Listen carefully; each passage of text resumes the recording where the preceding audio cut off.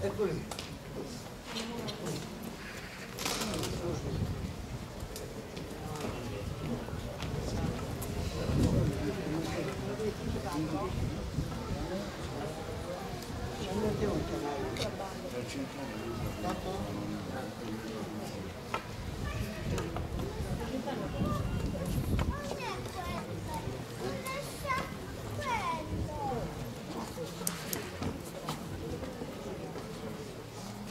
Già, andiamo.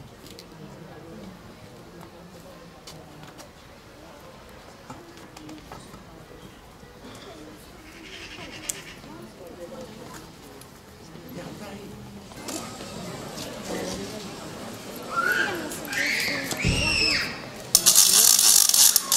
Nella chiesa.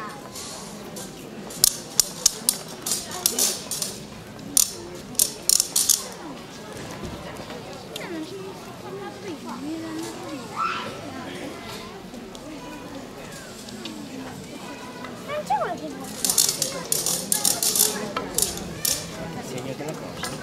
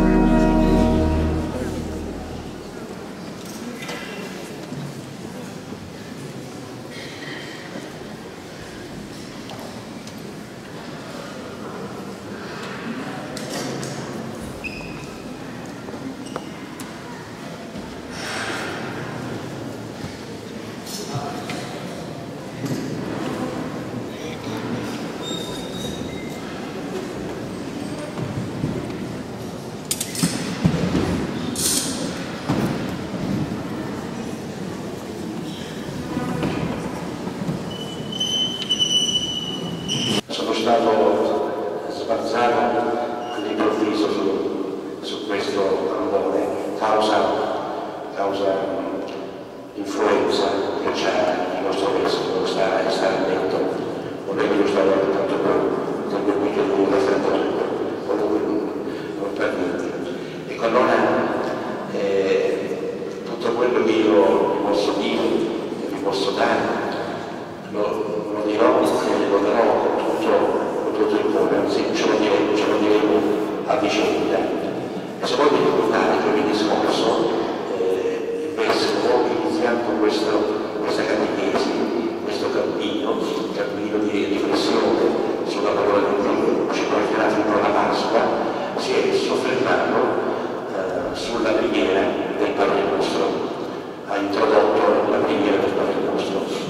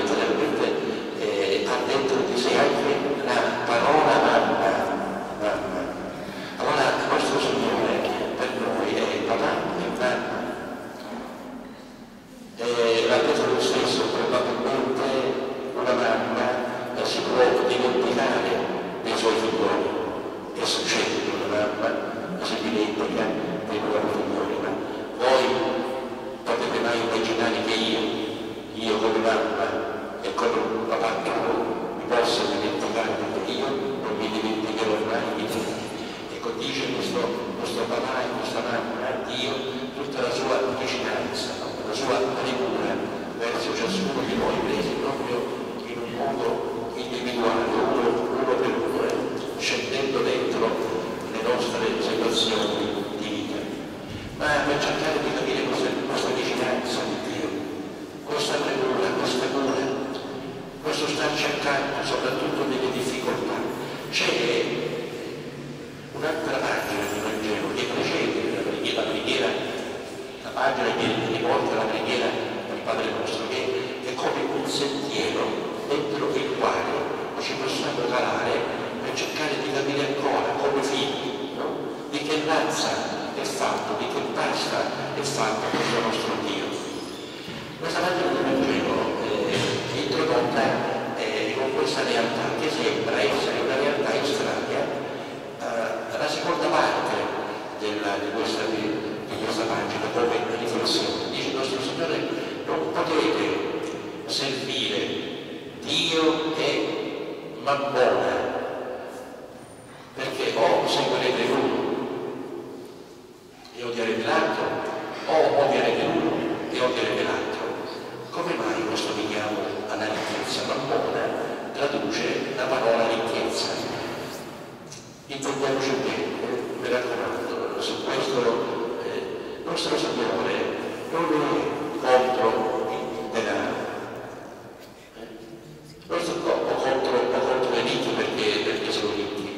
Il nostro Signore lo sa, l'ha provato Lui, lo sa che abbiamo bisogno del pane per nutrirci. E il pane, senza l'acqua, si acquista con i soldi che abbiamo. Quindi questo Signore sa il valore dei soldi. Ma perché dice Mammona, chiamando la ricchezza? Mammona è un tipo di ricchezza che diventa quasi un idolo per le persone ricche, allora che così quasi si prostituiscono davanti a questo idolo, affidano tutta la loro vita, tutta la loro esistenza, fanno dipendere tutta la loro vita, tutta la loro esistenza da questo idolo che si chiama ricchezza Mammona. E allora è qui il pericolo grave della ricchezza. La ricchezza sempre per essere condivisa, dice il nostro Signore, con quello che abbiamo, con quello che possiamo. Perché? Perché adesso capiremo questa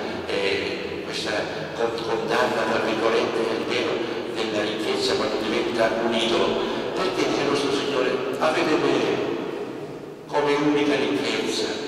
Io vi voglio bene, ma sul serio, mi sono fatto piccolino sul serio, perché ho desiderato attraversare con voi e vivere con voi la stessa vostra avventura umana. Io ho avuto le stesse mani vostre, ho avuto lo stesso volto vostro, ho avuto lo stesso cuore vostro. Sono stato un Dio umano per ciascuno di voi, per cercare di passarmi vicino. E allora entra in ballo la fede. La fede vuol dire appoggiarsi a Dio. Come il bambino si appoggia al seno della mamma e attaccandosi proprio al seno della mamma si sente al rifugio, si sente al sicuro. Guardate, dice il nostro Signore, gli uccelli del cielo. Quanto vale un uccellino? Un passero, quanto vale? Niente. Eppure, dice il nostro Signore, io mi prendo cura di loro. Guardate il ciglio del campo, il ciglio che è un fiore bellissimo, ma sempre fiore. Eppure io mi prendo cura dei cigli, non faccio mancare loro niente. E tu, figlio mio, puoi immaginare che se io mi prendo cura degli uccelli, mi prendo cura dei cigli, io mi posso dimenticare di te. E tornando allora al Padre nostro, questo è il Padre nostro. Questo è il Dio nostro, questo è il mio Dio, che notte e giorno sul serio, non dorme ugualmente, perché ripeto, mi vuole troppo bene e vuole darmi una certa serenità nella vita, un certo coraggio, soprattutto questi ultimi anni, sa la fatica del